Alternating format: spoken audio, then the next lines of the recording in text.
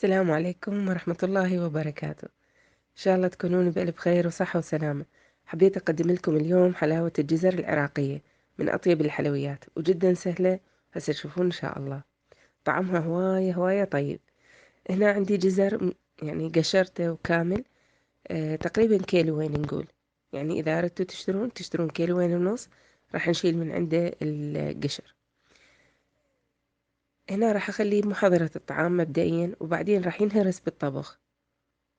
محضرة الطعام إذا ما عندكم بالمبراشة الناعمة أو الخشنة، لأن مراحل الطبخ والحمس راح يصير يعني قوامه ناعم.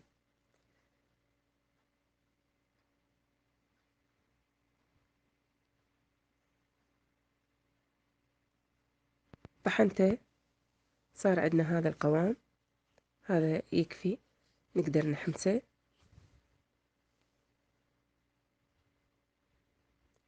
هذا يكون شكله. وبعد ذلك نقدر ننعمه بالخلاط اليدوي، بالمهراسة مالت البوتيتا، من بعد ما يعني يستوي بالسلق. هذا الكيلوين عندي راح أخليهم بالجدر، وأخلي عليهم كوبين من المي. كوبين من المي. هاي أكواب كبار، يعني مو أكواب القياسية.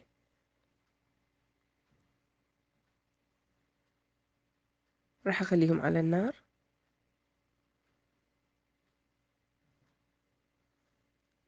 بين فترة وفترة المفروض أخلي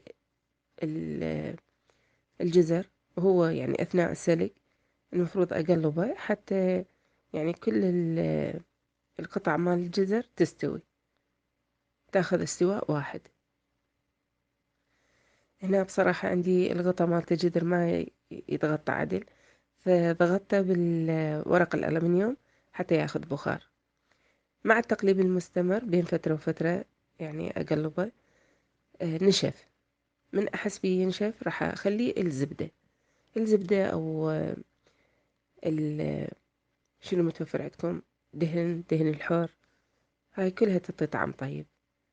يصير همينة بالزيت، تقدرون تستخدمون الزيت،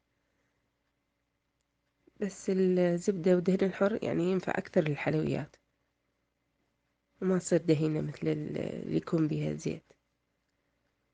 أبدي أحمس بيها تقريبا 20 دقيقة. هي شوية تاخذ حمس على النار، بس النتيجة جدا رائعة.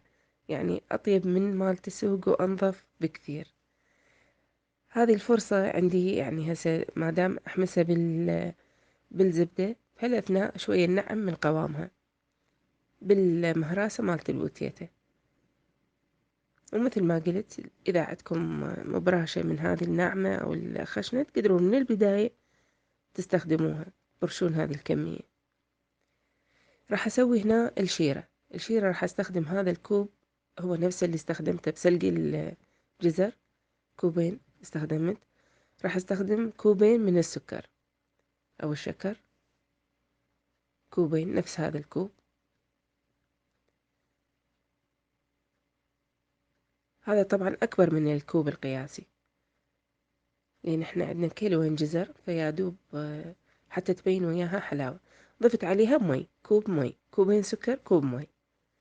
وهنا عندي الستريك أسيد، المسمى العلمي للليمندوزي. احنا نسميه ليمندوزي بالعراق.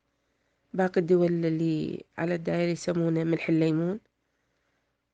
خليت هاي ملعقة الشاي الصغيرة مال الاستكان. خليت تقريبا ثلثها نقول، مو نصها حتى، يعني ما كانت مليانة بالنسبة لهاي الكوبين الكبار.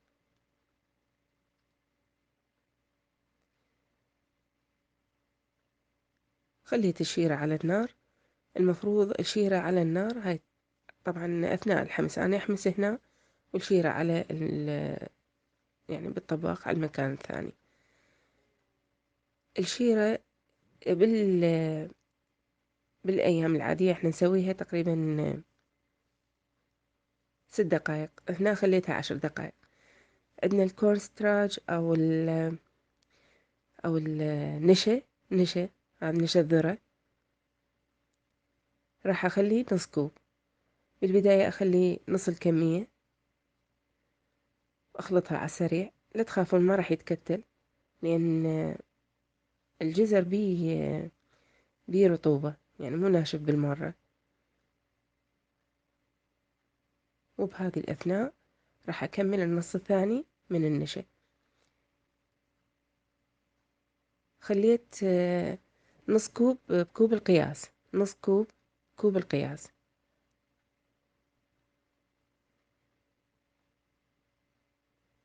شوفوا ما تكتل ويانا النشا، ولا يعني يصير قطع صغيرة أبد.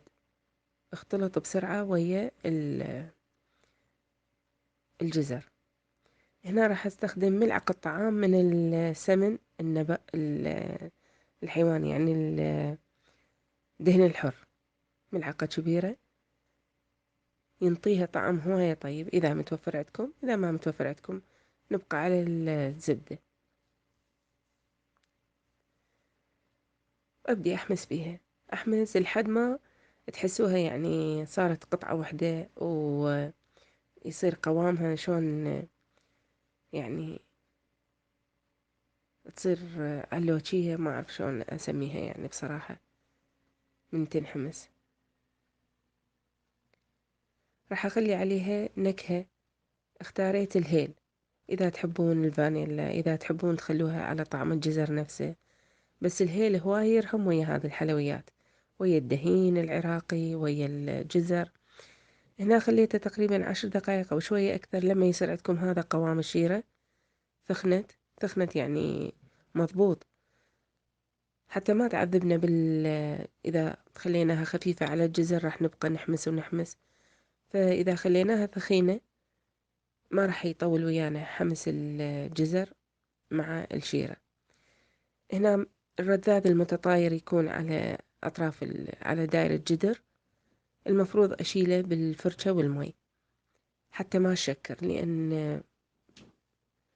إذا بقى راح تشكر. وأبقى أحمس بالحلاوة. أحاول أحمسها يعني بشكل جيد حتى تعطينا نتيجة جيدة.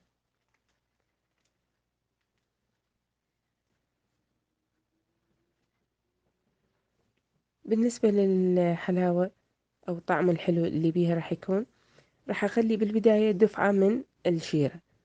هاي شوفوا شلون ثخنت، صارت جدا ثخينة، حتى كميتها هاي مثل ما تشوفون صارت أقل. راح أخلي دفعة أولى وأتذوقها. إذا حسيتوا طعمها مناسب إلكم تقدرون ما تخلون الباقي.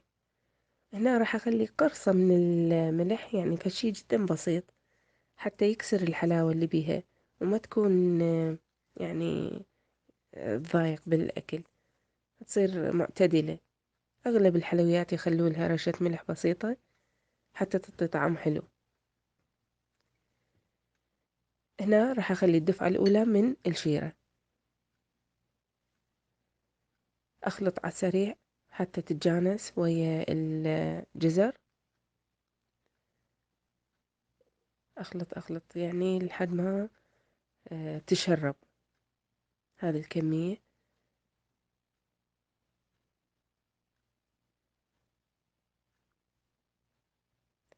راح أخليه بصحن صغير،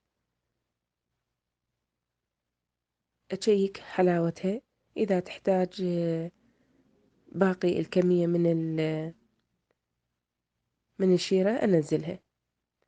فبصراحة شيكت حلاوتها كانت فاهية شوي، يعني يرادلها بعد. فكملت تقريبا يعني بقى شوية بالجدر من الشيرة.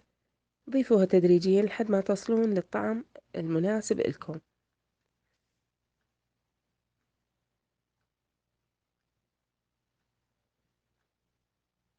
ضفت يعني بعد كمية من الشيرة لحد ما يعني اقتنعت بالطعم، وظليت أحمس بيها لحد ما ثخنت. هنا بالنسبة للقالب اللي حابين تنزلون بيه الحلاوة، يا اما مدور يا اما قالب كيك، اي شي تحبون راح تعطي نفس القالب، يعني نفس شكل القالب اللي تنزلوها بيه. وكل ما تردوها ثخينة كل ما تحمسوها أكثر، هي والشيرة. خليتها تدفى، يعني ما دخلتها حتى الثلاجة، خليتها تدفى بالمكان. وراح أبدي أرفع من عندها هذا القالب. تماسكت، تطلع شلون الحلقوم، هواية هواية طيبة. قلبتها بالصينية وأبدي أرفع هذا القالب. حتى لو قالب مال التشيز كيك همينه يرهم، اللي ينفتح من الجنب، هذا يكون شكلها متماسكة وجدا روعة. أبدي أقسمها